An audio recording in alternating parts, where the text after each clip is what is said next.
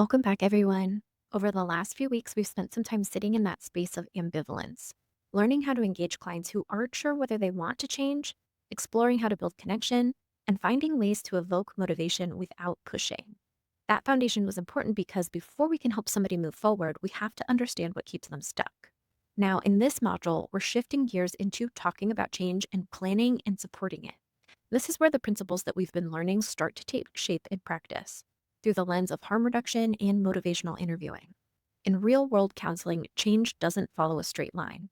Clients don't wake up one morning and decide to never use drugs again. Progress might look smaller, quieter steps, showing up for an appointment, cutting back, using in safer ways, or reaching out for support before things spiral. In harm reduction, that's called any positive change, and it matters. We'll explore how that philosophy aligns beautifully with motivational interviewing, on meeting people where they are and working collaboratively towards the goals that feel possible right now. Another key piece this week is deep listening. True change happens in relationships built on trust, and trust is built when clients feel genuinely heard. Deep listening means tuning in beyond the words. It's hearing the fear behind defensiveness and the hope behind hesitation, the values underneath ambivalence. And when we can listen and plan in this way, collaboratively, compassionately, and without judgment, we strengthen motivation, increase safety, and build trust, even when risk factors like overdose are part of the picture. Now, this week is all about putting those principles into practice, how we support real people in real situations as they take steps, large or small, towards recovery. Your readings this week from Szalavitz are chapters 10, 11, and 12, and Miller and Rollnick are chapters 7, 8, and 9. And I know it's a lot to read this week, and I know that your slide doesn't list chapter 9, but surprise, you are supposed to read chapter 9. In this lecture, here's what we're going to talk about today. We're going to start with talking about any positive change in practice and looking at how harm reduction reframes the way we think about progress and treatment. We'll talk about small steps versus abstinence goals, and you'll have a chance to pause and reflect on how this idea compares with how you were originally taught to measure success in counseling. Next, we're going to move into deep listening and motivational interviewing, and we'll go beyond basic reflective listening to explore what Miller and Rollnick call hearing the music beneath the words. We'll look at empathy, presence, and curiosity as tools for connection, and pause to think about what it really takes to listen in this way. This section is also going to connect to your upcoming skills practice, where you'll be modeling the same presence and reflective empathy with ambivalent clients. And then we're going to talk about collaborative planning and safety. We'll discuss how overdose prevention, safety planning, and client autonomy can fit naturally within the spirit of motivational interviewing. You'll also consider how to integrate pharmacological interventions and social supports into treatment planning, followed by a reflection on what overdose prevention might look like inside of a motivational interviewing aligned plan. After that, we're going to shift into from resistance to discord and unpack why the language in motivational interviewing changed from resistance to discord and what that tells us about the counselor-client relationship. You'll think about what it means when a session feels stuck, or how moments of defensiveness or disengagement can actually be signals or opportunities for reconnection rather than obstacles. And we'll wrap up with applying it all, preparing for practice. And this is where we tie the week together, focusing on evoking, listening deeply, affirming small steps, and co-planning for safety. And I'll also invite you to reflect on what it means to embody these principles when sitting with ambivalence. By the end of this lecture, you will have a clearer sense of how to translate these ideas, harm reduction, deep listening, collaboration, and relational attunement, into real conversations with the people that you serve. So starting with any positive change, Maia Szalavitz reminds us that harm reduction was never about lowering expectations. It's about raising our compassion. And the phrase itself came from the early days of syringe exchange programs in the 1980s and 90s. These were grassroots efforts often run out of vans or community basements where people could come to trade syringes for clean ones. The mission wasn't to get people sober on the spot. It was to keep them alive long enough to have the chance to recover. So picture that, a volunteer sitting across from somebody who might still be high, handing them a clean syringe and saying, "I'm glad you came in today." There's no lectures, there's no ultimatums, just a moment of connection rooted in dignity and respect. And that small exchange, the gesture, the tone, the needles, the welcome, was often the first non-judgmental interaction that that person had experienced in years. For many, it was the beginning of trust, and trust is what makes change possible. When we talk about any positive change, we're talking about those moments, the ones that might not look impressive on paper, but represent a huge internal shift. It could be a client showing up for a session after missing the last 3. It could be using one less time this week or deciding to use in a safer place. It could be calling a family member that they've been avoiding or simply admitting, I'm not ready to stop yet. These are signs of progress. They show us that something is moving, something shifting, even if the outcome doesn't fit into our usual box of success.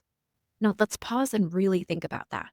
So much of what we do as counselors is tied to measurable outcomes: discharge criteria, number of days sober, negative urine screens, treatment completions. And those metrics do have value, but they don't always tell the whole story.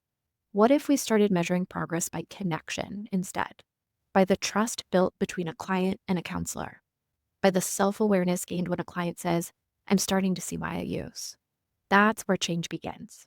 Harm reduction invites us to see recovery not as a finish line, but as a relationship, a series of choices that unfold over time. And when we value small steps, we communicate something really profound.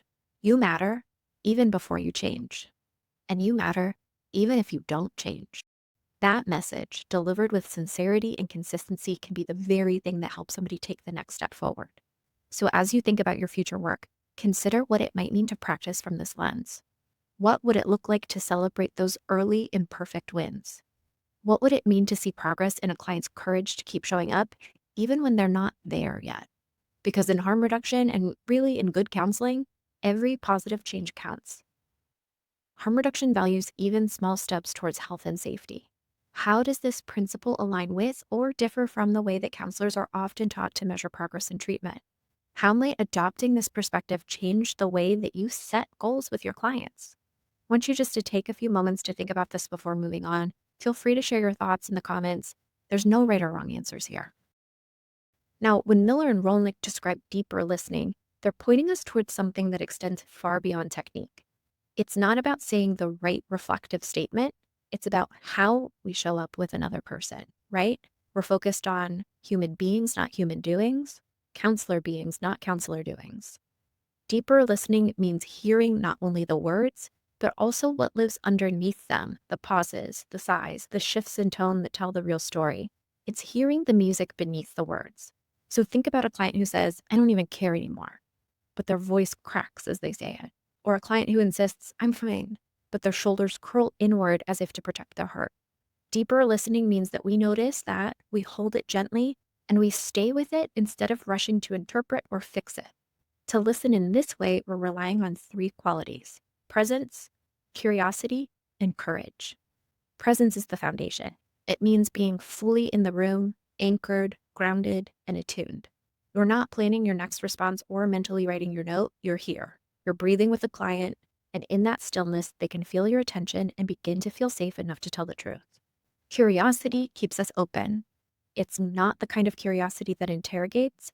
It's the quiet wondering that asks, what might this mean for you?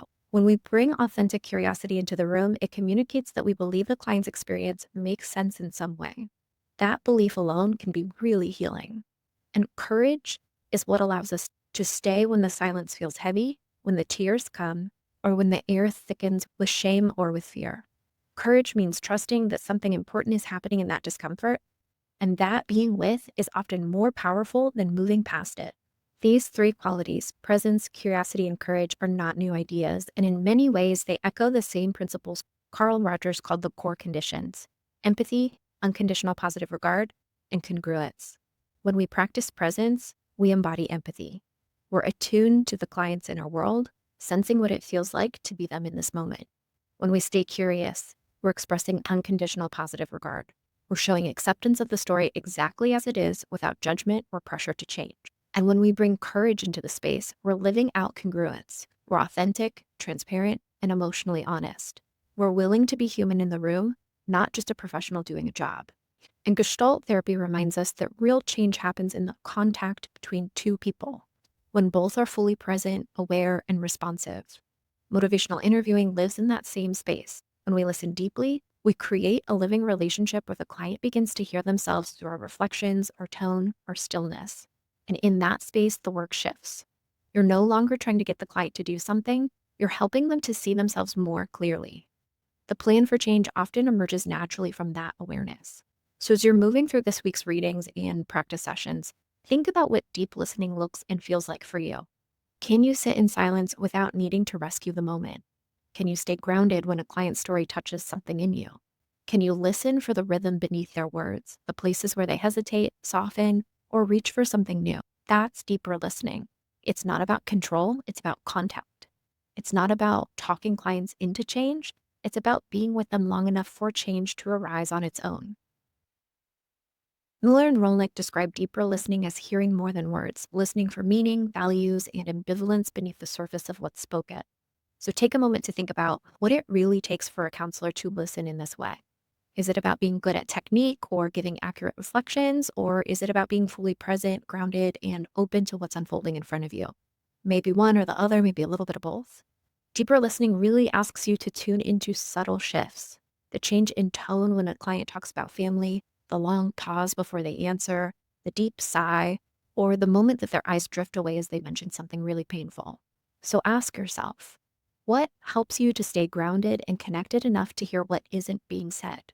How do you respond when you notice ambivalence or fear hiding under a client's words? And are you listening to understand or are you listening to fix?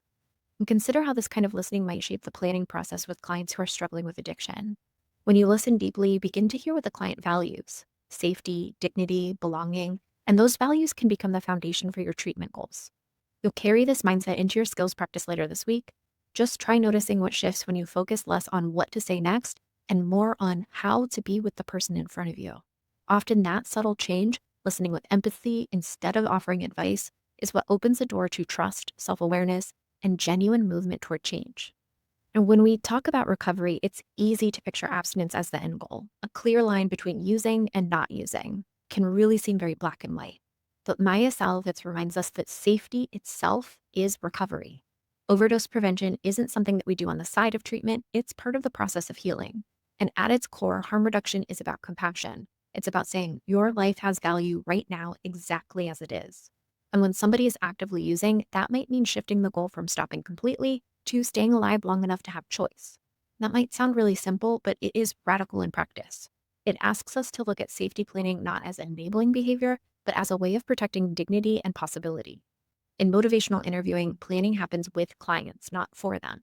So when we talk about overdose prevention, we're really talking about collaboration. We bring our clinical expertise, but the client brings their lived experience, their rhythms, and their reality. The best plans are co-created in that space between professional knowledge and personal truth. So what might this look like inside of a treatment plan? It could start with something as basic as identifying safer use strategies, talking openly about how, where, or with whom the client uses. Maybe they decide not to use alone or to test substances or to space out use in a way that reduces risk. These are not small decisions. Those are harm reduction in action. It could also include naloxone access and education, making sure that your clients or loved ones know what it is, where to get it, how to use it. And this can be as simple as including a line in the treatment plan that says, client will receive overdose prevention training and carry naloxone. It sends a message that we care about your life. And pharmacological interventions like Suboxone, buprenorphine, or methadone, even naltrexone, can be integrated without judgment or hierarchy. They're evidence-based tools that save lives, reduce cravings, and stabilize people long enough for deeper change to take root. And finally, safety often grows through connection, through involving family, friends, peer recovery specialists, and community supports that honor a person's worth even when they're struggling. Recovery doesn't happen in isolation, and neither does safety. All of these strategies share one thing in common. They're rooted in respect. They're not about lowering our standards. They're about meeting our clients in reality with compassion. And when we plan this way, we shift from thinking, what's the least risky choice, to asking, what's the most caring one? These aren't compromises, they are care. Because every act that keeps somebody alive and connected is seen as an act of recovery.